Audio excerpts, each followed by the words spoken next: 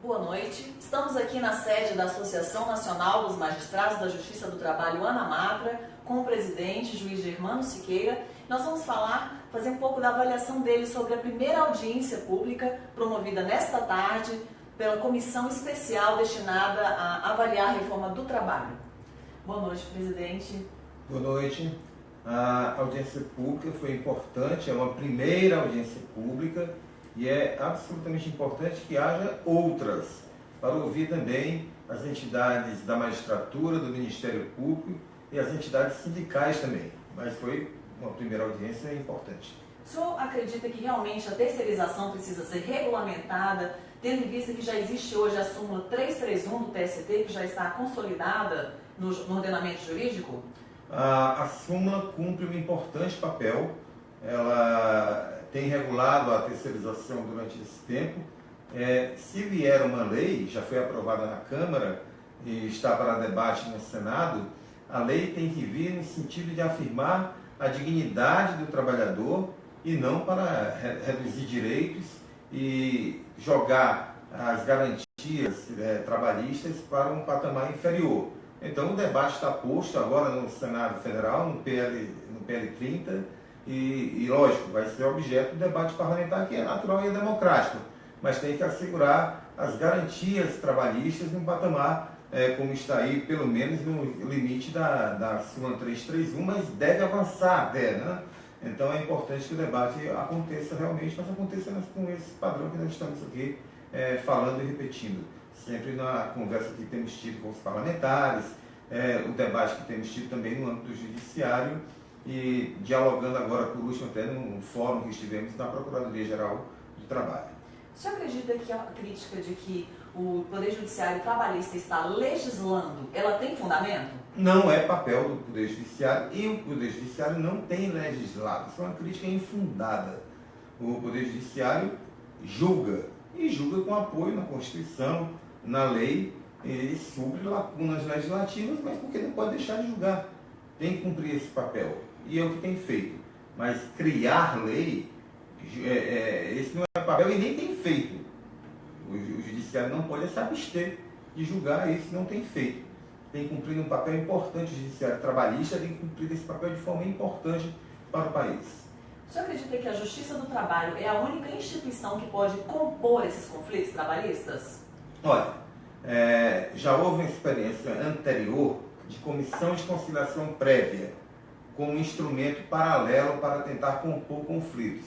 E estas comissões lá atrás foram apanhadas em um cometimento de fraudes. Então há de ter muito cuidado com isso.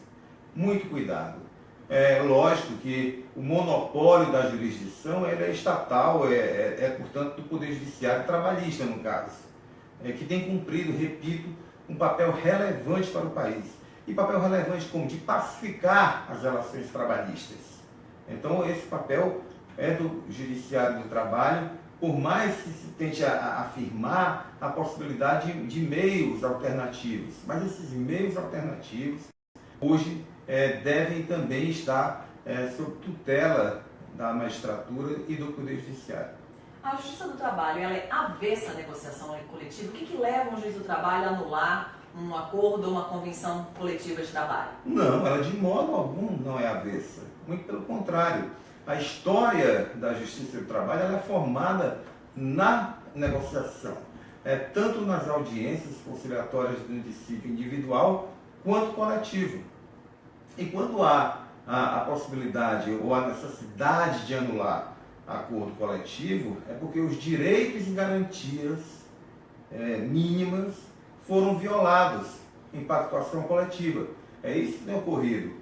E quando uma garantia mínima é violada, abre a possibilidade, naturalmente, de anular o acordo.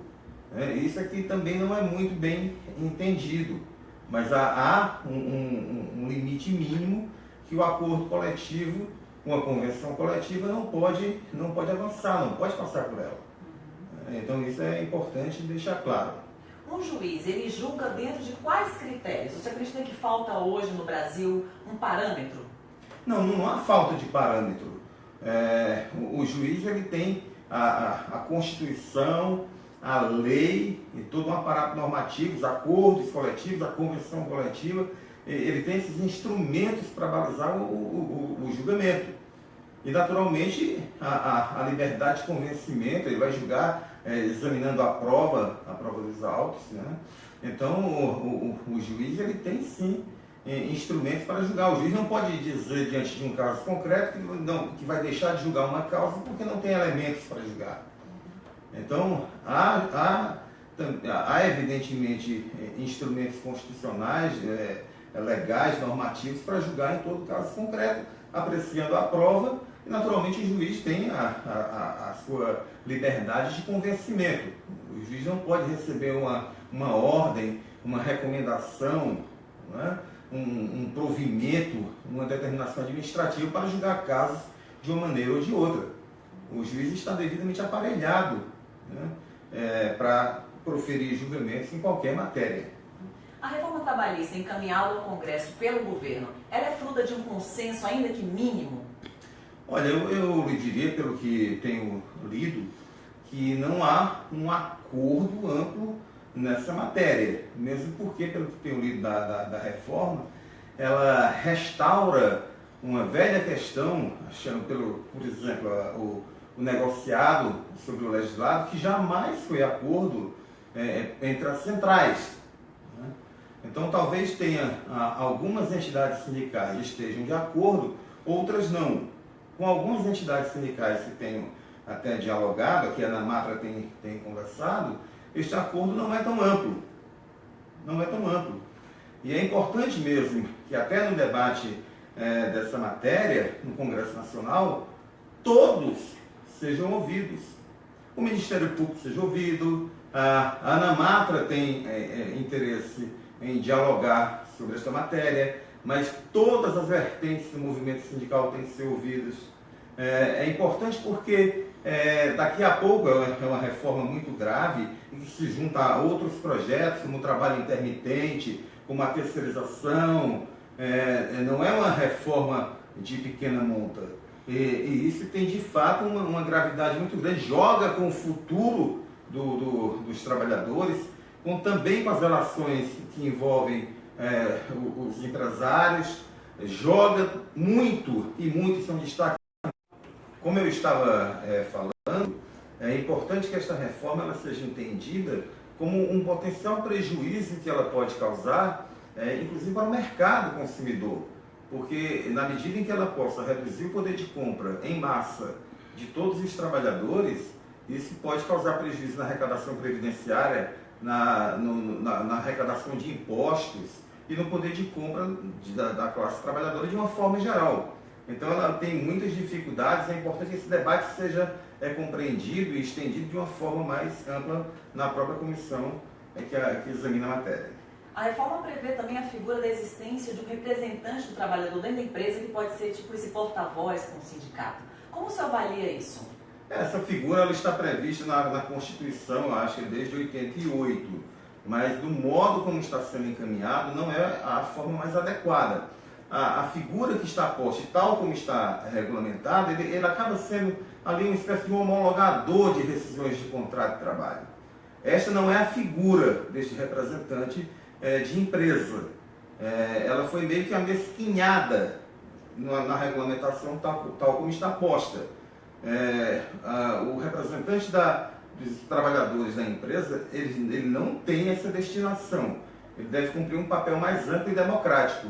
Apenas para colocar o representante de empresa como um homologador sindical, isso acaba não cumprindo a destinação que deveria ter. Deve ser objeto de uma reflexão no âmbito da reforma.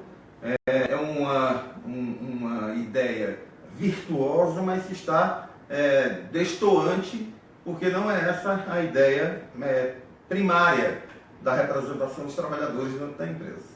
Por último, doutor, foi dito hoje na audiência, foi feito um paralelo entre a necessidade da reformulação do sistema penal e o Brasil se tornar uma nova Colômbia, e foi falado que se o Brasil não tiver uma reforma trabalhista, a gente encaminha para ser uma nova Venezuela. Como o senhor avalia isso? Olha, eu não sei se nós iremos para a Venezuela ou para a China. onde as relações de trabalho são de tal modo degradadas, em que há pagamento de salários muito rebaixados, condições de trabalho muito degradadas. Então, é uma pergunta de uma resposta provocativa que faço nesse sentido, porque falar da reforma privilegiando o negociado com o modelo sindical que nós temos, que não admite a liberdade sindical tal como nós defendemos aqui na ANAMATRA, por exemplo, né? Que também, no próprio modelo de liberdade de greve, a nossa lei de greve ela é muito restritiva. Então, uma lei de greve restritiva, não havendo liberdade sindical, falar de prevalência do negociado sobre o legislado é um tanto inadequado nessa quadra histórica. E falar também de prevalência do negociado sobre o legislado, sem respeitar balizas mínimas da lei, também não é o melhor para esse momento histórico do Brasil, em que nós estamos vivendo uma crise econômica muito acentuada e que pode ainda ficar para os trabalhadores, para os menos favorecidos, muito pior. Temos exemplos da Espanha, em que uma reforma criou até, aparentemente, um volume maior de empregos, mas empregos de muito pior qualidade. Então, criar aparentemente mais empregos de péssima qualidade, acho que não é o propósito que a sociedade quer, nem é o objetivo que todos nós almejamos enquanto cidadão e enquanto a sociedade que pretende ser mais justa e igualitária. Tá certo, presidente. Muito obrigada pela participação. Boa noite. Boa noite.